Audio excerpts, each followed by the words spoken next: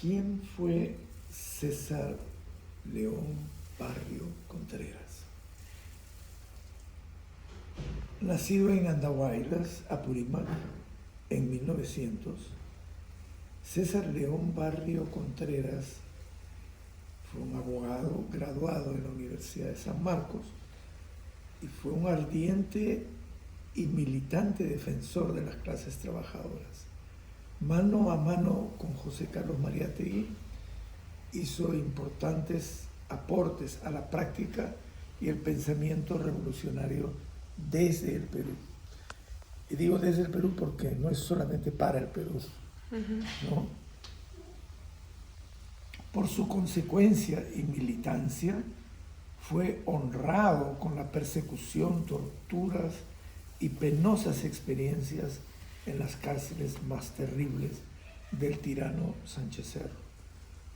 Fue arrojado a el aljibe, una cisterna del Real Felipe, la fortaleza, y fue deportado, porque así se decía, lo deportaban, a la colonia penal de El Cepa, en medio de la selva.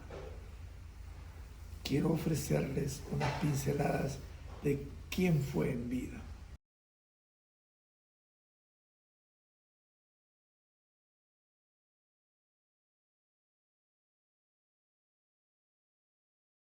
César Barrio fue enviado por la dictadura del tirano Sánchez Cerro a la colonia penal de El Cepa, predecesora del infierno de Bukele en Salvador ahora, ¿no? De ahí no había ninguna esperanza de salir vivo en medio de la más tupida selva amazónica.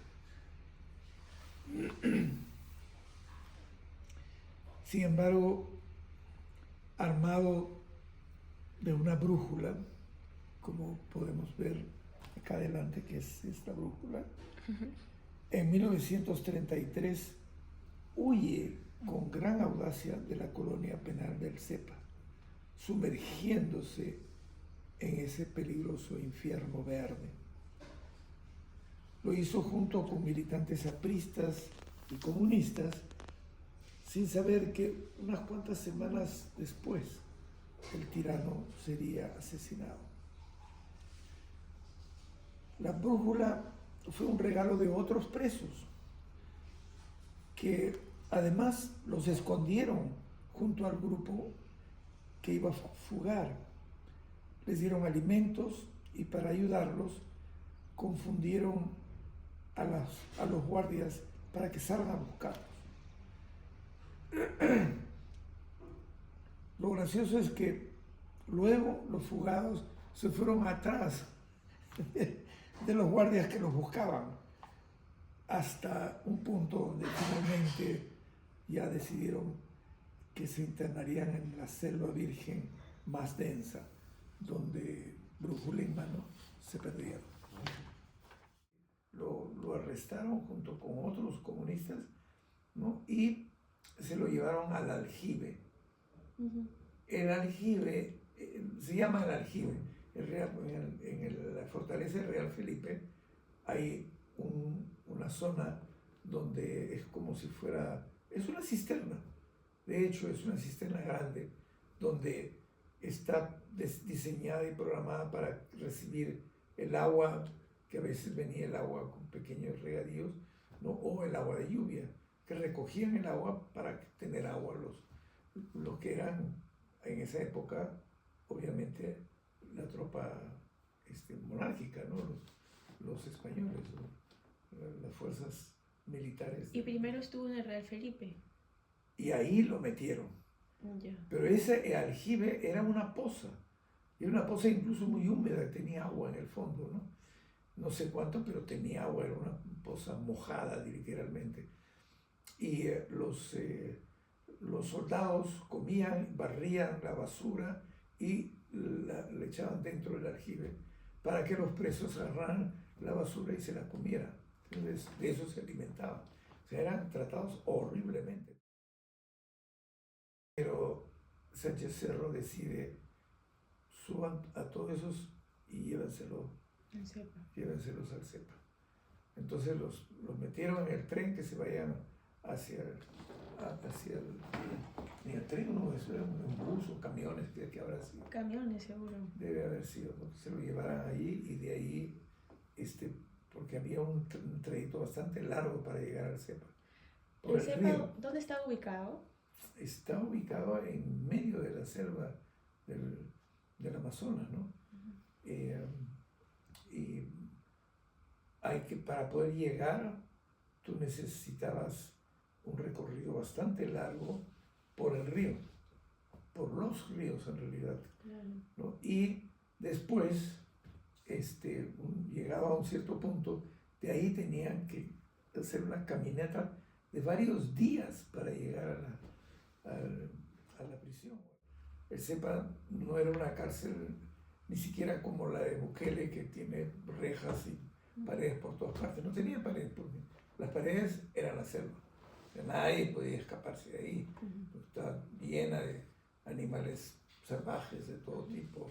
Estaban los otorongos, las boas, las serpientes venenosas, de todo. Es decir, una locura. Escaparse de ahí era suicida completamente.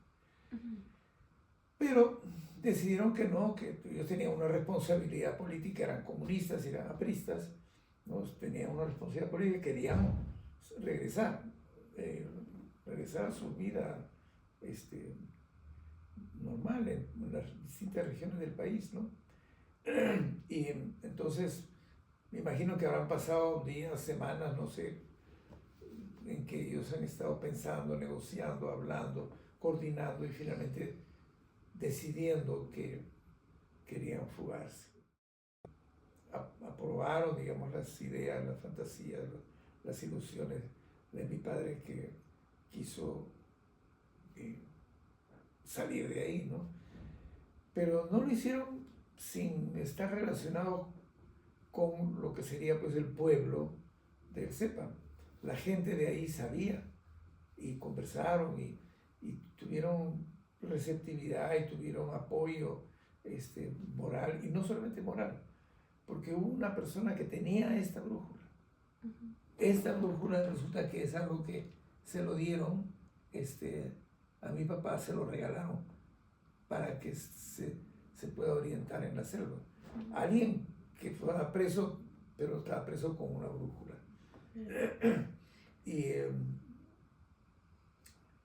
Y además conspiraron junto con ellos, los pobladores de ahí, pobladores que eran presos en realidad, conspiraron junto con los que iban a fugar para armar pues todo un escenario de qué es lo que iba a pasar. Y lo que hicieron fue esconderlos. Era un grupo, ya no me acuerdo cuántos eran en número ellos, los que se iban a fugar, pero los escondieron. ¿Dónde y cómo los escondieron? No se sabe. Y entonces más bien cundió la noticia de que se habían escapado. Hicieron correr la noticia de que se habían escapado. Y entonces, claro, obviamente los soldados, la tropa, la policía, lo que quería reatraparlos y recuperarlos y devolverlos a la cárcel, ¿no? Y salieron, formaron patrullas que salieron hacia el bosque a buscarlos. Y por ejemplo, esta brújula, ¿cómo termina aquí contigo después de tanto tiempo? Bueno, mi papá regresó con la brújula y él se quedó con la brújula y se quedó en la familia, la brújula, y la brújula andaba en la casa de mis padres todo el tiempo. Y yo jugaba con la brújula y jugaba con mis hijos con la brújula. Siempre ella fue un objeto de la casa. Una memoria también, ¿no? Y una memoria, es un símbolo. Pero yo siento que esto va más allá, porque una brújula también significa una orientación.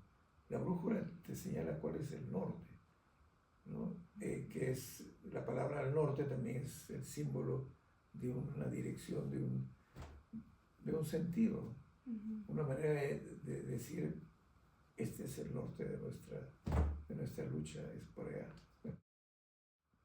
Es que a veces los objetos te hacen acordar a momentos. Sí, sí. Más que pensarlos, ver como algo es como te lleva a eso. Sí, sí.